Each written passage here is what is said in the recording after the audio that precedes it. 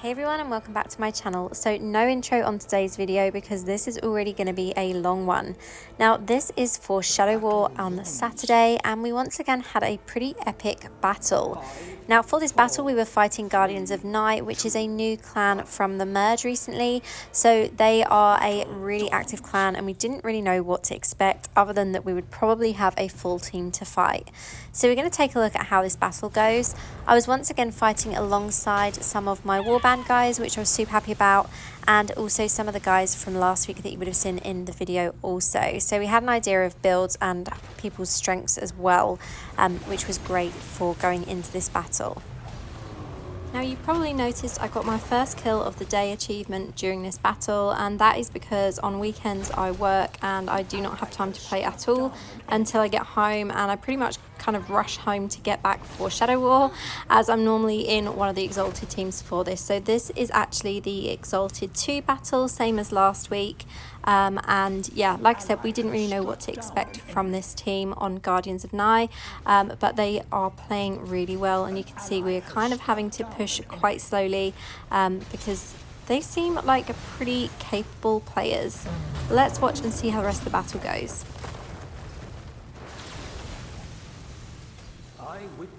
So another thing you may have noticed, especially if you watched last week's video, is the fact that I'm trying to stay on top of collecting shards from my kills, and that is because last week I was at a big disadvantage by not having that increased damage and size. So I'm trying to make a difference this week by actually collecting as many as possible as I'm getting those kills in.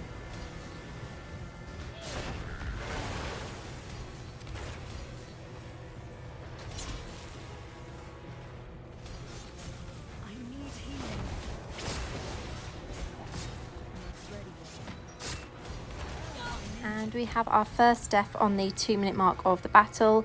Not completely awful. We've got some nice assists so far, 9 assists and 2 kills with just 1 death. Let's see if we can push a little bit more and get better kills than I have so far. Now, although I have a video up already for this specific build, I thought I would kind of talk through what we're using here.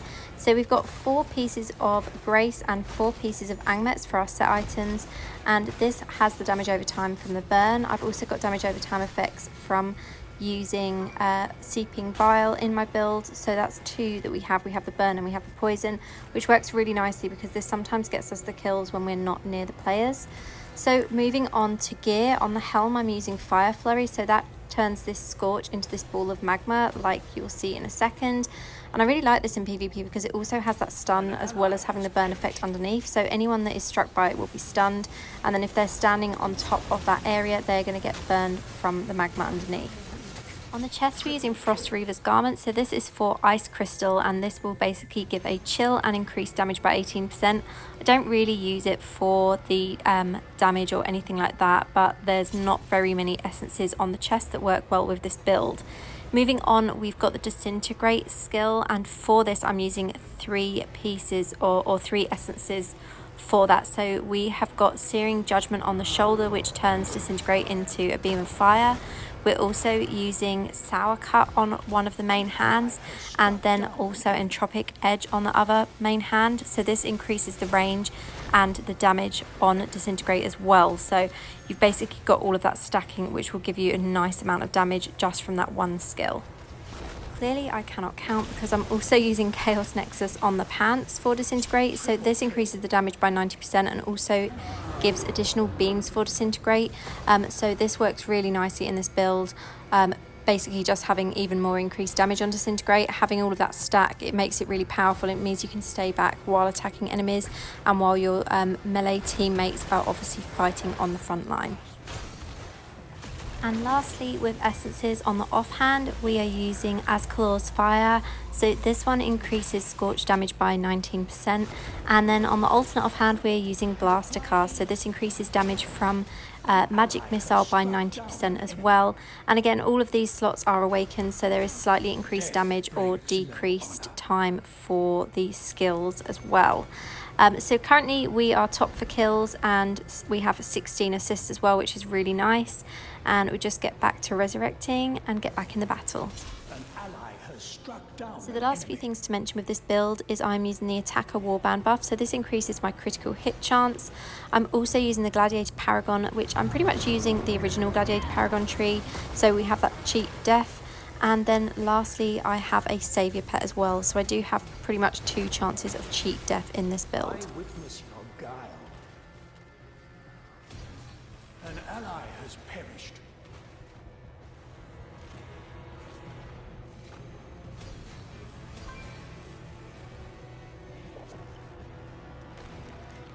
An ally has perished.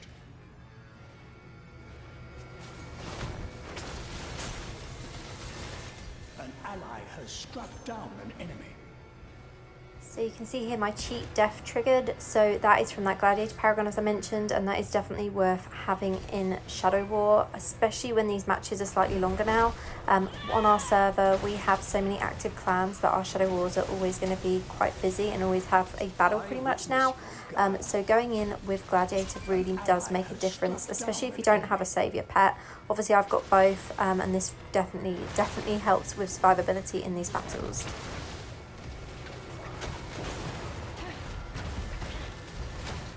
Triple kill.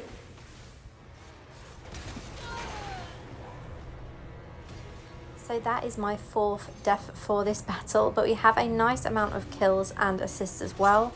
So I'm going to let you watch a couple of my teammates while I'm waiting to revive. Obviously this has the countdown. So currently watching Fnatic, who is someone that I've played with for a long time. He's really good on Barbarian, and he's been playing the class for as long as I can remember.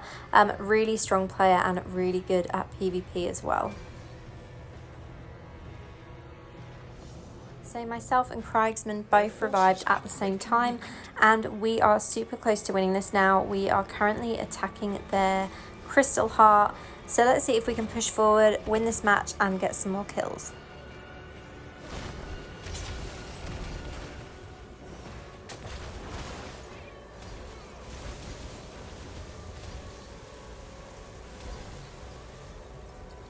Triple kill.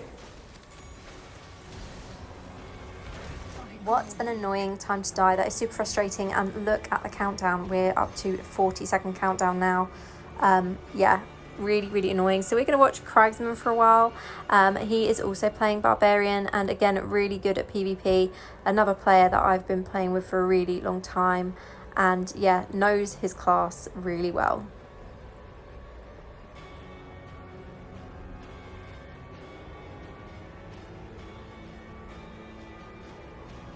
Now, I wish this is something that they would fix in Diablo, because I find that same visual bug happens when I'm in Battleground.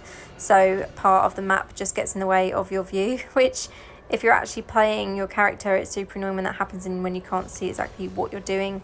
But we have the revive back. Let's take this heart down and win this match.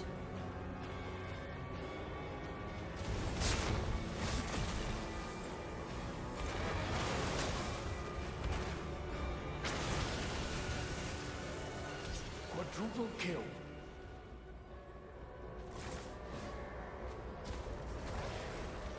That is recharged. Quickly, I require aid. Was this a risky place to bandage? Of course it was, but I am really impatient, and we're so close to winning this match that I didn't want to go somewhere safer to bandage myself. So that's why I did it there, and luckily no one came and killed me while I was doing it.